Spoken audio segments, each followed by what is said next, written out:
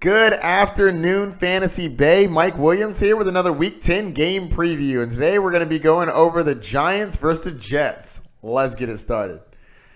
So the Giants are favored to win this one by -3. And the spread is going to, the over-under is going to be 44.5. We're going to start with the Giants. So we have Daniel Jones has been having some up and down games. 6, 13, 36, and 15. He showed that he can have some pretty good performances. He came out, scored 4 touchdowns 2 weeks ago. I don't foresee that to be a regular thing, but at least it's nice to know that it's in his arsenal. He's putting it in a holster. He could spring it out whenever he has a good matchup. I think this is a solid matchup. It's not a great matchup, but it's an okay matchup. The Jets rank about middle of the pack against the quarterback, only allowing 18 fantasy points a game. That's pretty solid. They've gotten toasted the last 2 weeks, though, allowing the 6th most and the 6th against Miami and then the 6th most against Jacksonville. Let's go down. Golden Tate. I have Golden Tate as a fringe wide receiver too, but definitely a flex play. He's been getting a lot of targets. 9, 11, 10, 6. His receiving yards have been pretty solid. 100, 80, 85. 42 is pretty rough, but I think he's been pretty solid recently. Getting about 6.5 receptions a game. Love to see that. He's on the field 90% of the time. I think he's very viable.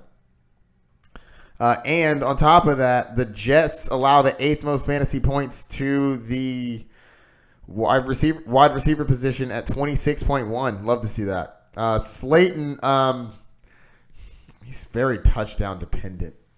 I'd have to see more from him to play him and trust him in my lineup this deep in the season. Most people have players that are better than him at this point. Saquon Barkley, everybody's starting him. The Jets are middle of the pack against the running back, allowing 18.5 fantasy points a game. You're starting Saquon. He's on the field 96% of the time. That's 5th most in the NFL. Obviously, you're starting him. Evan Ingram's going to be out, so I'm not trying to start a tight end in this game.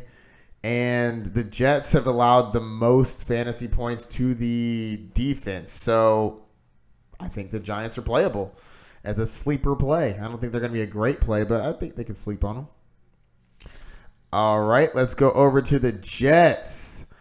Sam Darnold. Man, everybody has been hyping this kid up because the schedule. I know I was one of them. I was a hard proponent on it. And you know what? Just thinking by it. I think he has a decent game. I don't think he wins you your week, but I don't think that he poops the bed. The Giants allow the 8th most fantasy points to the quarterback position, allowing 20.4. Like to see that. I think that he should be able to have a fine game. Robbie Anderson, he's a speedster. He's not getting the targets that I want, though. 3 weeks ago, he was against the Patriots. 8 targets against the Dallas Cowboys. But then he had 6 against the Jacksonville Jaguars and 4 against Miami. I don't think that he is a player that needs a lot of targets, but if you're not going to get the targets, you have to connect downfield. And right now, it just seems like the connection between Sam Darnold and Robbie Anderson is not connecting. But the Giants allow the 4th most points to fantasy wide receivers at 28. So I actually have Robbie Anderson probably getting away for at least one really long pass, probably like something like 40 yards, maybe a touchdown. Jamison Crowder is going to be the more PPR guy. 9 targets, 5.59. I actually think that he has a solid game. I don't have him as a top 20, top 30 play, but I do think if you need to throw someone in there and you're scraping the bottom of the barrel, I think that Jamison Crowder can actually get you a decent amount. He's on the field 85% of the time, and I like that. Le'Veon Bell. Le'Veon Bell has not been so far what you expected he would be. He's also had 2 MRIs, which worry me a little bit, and it was very clear who the backup was going to be, but I feel like that's changed a little bit recently. It was going to be Ty Montgomery. It's like, hold Ty Montgomery if you have Lev Bell. You got to do it. What if he goes down? MRI.